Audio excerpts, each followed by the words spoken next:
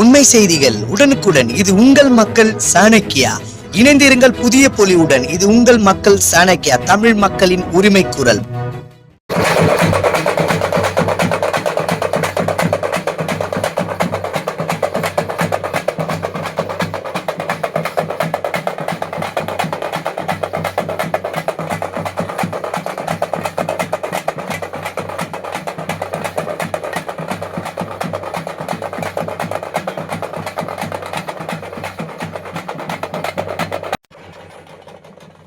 கோவையில் இன்று மாலை 5 மணி அளவில் கோயம்புத்தூர் மாவட்டம் வ.உ.சி. மைதானத்தில் செய்தி மக்கள் தொடர்பு துறையின் சார்பில் அரசு பொருட்காட்சியினை மாண்புமிகு பள்ளி கல்வி, தமிழ் வளர்ச்சி, செய்தி மற்றும் விளம்பரத்துறை அமைச்சர் திரு ராஜ்மோகன் அவர்கள் துவக்கி வைக்க, இந்நிகழ்ச்சியில் மாண்புமிகு பிற்படுத்தோர் நலத்துறை அமைச்சர் திரு வி. சம்பத்குமார் அவர்கள் தலைமை தாங்க, மேலும் மாவட்ட ஆட்சித்தலைவர் அவர்கள், மாநகராட்சி மேயர் அவர்கள், மாநகராட்சி ஆணையாளர் அவர்கள், நாடாளுமன்ற சட்டமன்ற உறுப்பினர் அவர்கள், அரசு துறை அலுவலர்கள், முக்கிய பிரமுகர்கள், உள்ளாட்சி அமைப்பு பிரதிநிதிகள், பொதுமக்கள் மற்றும் அனைத்து பத்திரிகை ஊடக நண்பர்கள் என கலந்து கொண்டு இப்பொருட்காட்சியினை காண வருகை தந்தனர்.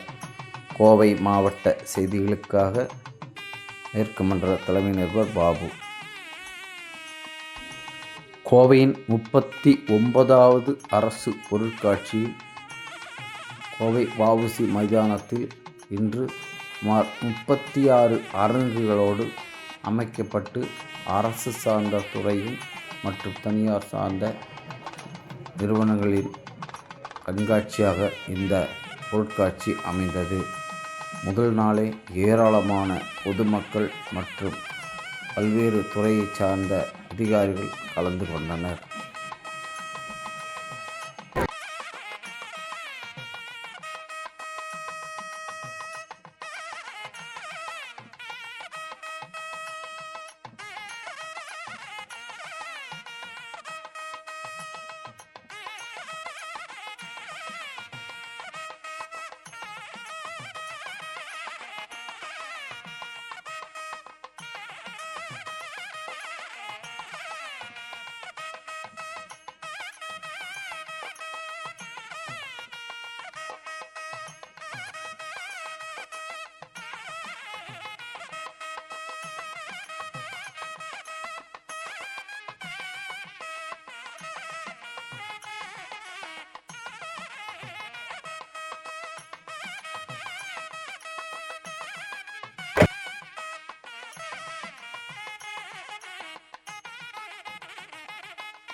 வழங்கப்படுகிறது.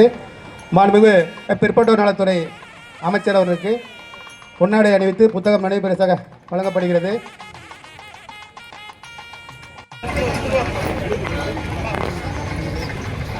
மாண்புமிகு அமைச்சர் பெருமக்கள், அரசு பொருட்காட்சியை தொடங்கி வைக்குமாறு அன்புடன் கேட்டுக்கொள்கிறோம்.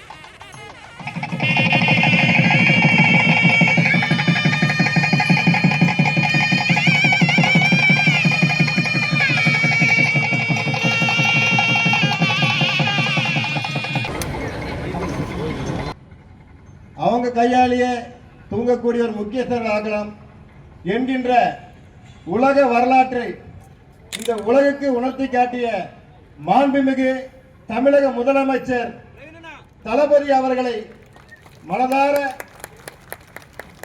வணங்கிக் கொண்டு, எனது அரசியல் ஆசனாக இருக்கக்கூடிய மாண்புமிகு ஊரக உள்ளாட்சித்துறை மற்றும் குடிநீர் வடிகால் துறையை சேர்ந்த அருமை அண்ணன் ஆனந்த் அவர்களை வணங்கிக் கொண்டு, சொல்லாற்றலும் செயலாற்றலும் நிறைந்த மிகச்சிறந்த சிந்தனையாளர், ஒரு மேடை பேச்சு எப்படி இருக்கணும்ட்டு எடுப்பு தொடுப்பு முடிப்புன்னு ஒரு 3 வரிகளை சொல்லி கொடுத்து எங்கெல்லாம் ஊக்கப்படுத்தின அருமை அண்ணன் மாண்புமிகு பள்ளி கல்வித்துறை அமைச்சர், தமிழ் வளர்ச்சி, ஊடகம் மற்றும் விளம்பரத்துறை அமைச்சர் அருமை அண்ணன் ராஜ்மோகன் அவர்களை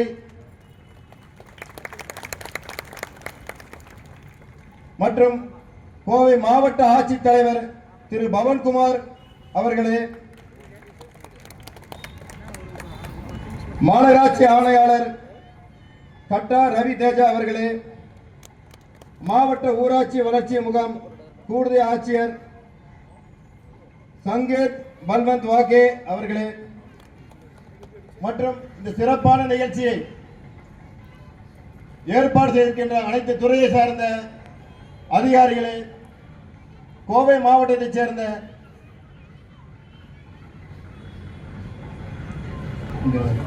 நம்முடைய மாவட்ட ஆட்சித் தலைவர் திரு பவன்குமார் கிரியப்பனவர் அவர்களே, நம்முடைய மாநகராட்சி ஆணையாளர் அன்பு சகோதரர் திரு கட்டா ரவி தேஜா அவர்களே, மாவட்ட ஊரக வளர்ச்சி முகமை கூடுதல் ஆட்சியர் திரு சங்கேத் பல்வந்த் பாகே அவர்களே, மாவட்ட வருவாய் அலுவலர் திரு பா நாராயணன் அவர்களே, செய்தி மற்றும் விளம்பரத்துறையினுடைய மக்கள் தொடர்பு துறையினுடைய அடிஷனல் டைரக்டர் அவர்களே, பெரியோர்களே, தாய்மார்களே, நல்லவர்களே, வல்லவர்களே, நாளும் தெரியும் குழந்தைய கூட ஏனுங்க வாங்க போங்கன்னு மரியாதையாக பேசக்கூடிய மண் இந்த கோயம்புத்தூர் மண் அல்லவா? இந்த மரியாதையான மண்ணை சொல்வதா? எங்கிருந்தாலும் அருள் பாலிக்கக்கூடிய மருதமலை மாமணியே முருகையா உன் அருளை சொல்வதா? சொல்லும் போதே தித்தினிக்கும் சிறுவாணி தண்ணியை சொல்வதா? உள்ள நுழைஞ்ச உடனே திரும்பிய திசையெல்லாம் அந்த அரங்கங்கள் இருக்கும். ஒவ்வொரு அரங்கத்திலையும் அலங்கார வண்ண விளக்குகள் இருக்கும். அங்க அரசின் செயல் திட்டங்கள்லாம் சொல்லி தருவாங்க. ராட்டினங்கள் இருக்கும், தின்பண்டங்கள் இருக்கும், அந்த வாத்திய கருவிகள்லாம் இருக்கும். பெரிய பெரிய மனிதர்களாம் வருவாங்க. இதை போன்ற மேடை கட்டி எல்லா நிகழ்ச்சியிலையும் பேசுவாங்க. நாங்க சுத்தி பார்த்து களைத்து போய் ஒரு வாய் உணவு, ஒரு அப்பளமோ, ஒரு பஜ்ஜியை சாப்பிட்டுட்டு அந்த மணலை குவித்து அதில் உட்காந்து மேடைக்கு மேலே யாரோ பெரியவங்கலாம் பேசிக்கிட்டு இருப்பாங்க. சாதாரண சாமானிய மக்கள் பார்த்துக்கிட்டு இருப்போம். இன்னைக்கு அதே சாதாரண சாமானிய மக்களை மேடைக்கு மேல அழகு பார்க்க திருமதி நசீமா அவர்கள் ரூபாய் 50,000 மானிய தொகைக்கான ஆணை வழங்கப்படுகிறது.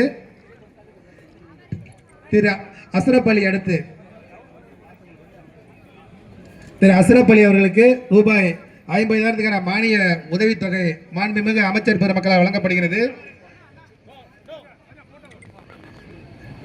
மாவட்ட பிற்படுத்தப்பட்டோர் மிக பிற்படுத்தப்பட்டோர் நலத்துறை சார்பில் 10 மற்றும் 12ஆம் வகுப்பு பொதுத் தேர்வில் மாநில அளவில் முதலிடம் பெற்ற கல்வி சாதனையாளர்களுக்கு நினைவு பரிசு வழங்கப்படுகிறது. செல்வி கிருத்திகா, செல்வி உற்சாகப்படுத்தி மாணவிகளை கைத்தட்டுங்கள், மாணவிகளை உற்சாகப்படுத்துங்கள். கிருத்திகா அரசு பள்ளி மாணவி, 10ஆம் வகுப்பு மாணவி, அதிக மதிப்பெண் பெற்றவர். அடுத்து தர்ஷினி, செல்வி தர்ஷினி 12ஆம் வகுப்பு பொதுத் தேர்வில் அதிக மதிப்பெண் பெற்றவர்.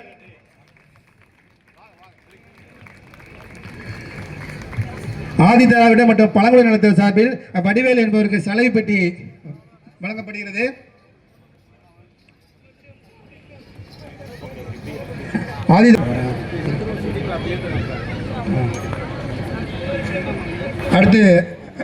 அடுத்து சலவை பெட்டி வடிவேல் என்பவருக்கு ரூபாய் 8,000 மதிப்புள்ள சலவை பெட்டி ஆதி திராவிட மற்றும் பழங்குடி நலத்துறை சார்பில் வழங்கப்படுகிறது. ராமமூர்த்தி என்பவருக்கு நலவாரிய அடையாள அட்டை, ராமமூர்த்தி என்பவருக்கு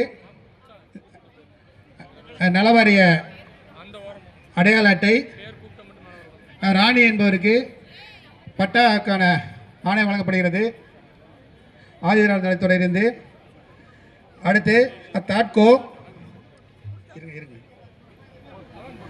தாட்கோ மூலம் தமிழ் அழகன் என்பவருக்கு CMRIS திட்டத்தில் 9.68 லட்சம் ரூபாய், ஏறத்தாழ 10 லட்சத்துக்கான வாகனத்துக்கான சாவி வழங்கப்படுகிறது.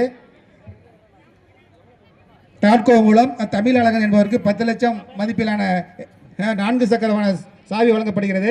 அடுத்து பவுனேஷ் சூர்யா என்பவருக்கு ரூபாய் 5.91 லட்சம் மதிப்பிலான வாகனத்துக்கான சாவி வழங்கப்படுகிறது. தமிழ்நாடு நகர்ப்புற வாழ்விட மேம்பாட்டு வாரியத்திலிருந்து ராதா என்பவருக்கு தங்குவதற்கு வீட்டுக்கான சாவி வழங்கப்படுகிறது. சூலூரில் வசிப்பதற்கு. சரஸ்வதி, அடுத்து சரஸ்வதி இவருக்கும் சூலூர் பகுதியில் தமிழ்நாடு நகர்ப்புற வாழ்விட மேம்பாட்டு வாரியத்தில் வீட்டுக்கான சாவி வழங்கப்படுகிறது. அடுத்து மகளிர் திட்டம் ஊராட்சி அளவிலான கூட்டமைப்புக்கு ரூபாய் 1 கோடி வங்கி கடனுதவி வழங்கப்படுகிறது மகளிர் சுய குழுக்கு. அடுத்து மகாலட்சுமி என்பவருக்கு சுய உதவி கடன் ரூபாய் 20 லட்சத்துக்கான ஆணை வழங்கப்படுகிறது. மகாலட்சுமி பாசன பெட்டகம் 1.16 லட்சம் மதிப்பிலான தமிழரசு என்பவருக்கு நுண்ணீர் பாசன திட்டத்துக்கான ட்ரிப் இரிகேஷனுக்கான பணி ஆணை. அடுத்து சிவசாமி என்பவருக்கு ரூபாய் 1.34 லட்சம் மதிப்பிலான ட்ரிப் இரிகேஷனுக்கான பணி ஆணை. அடுத்து வேளாண் வணிகத்துறை சார்பில்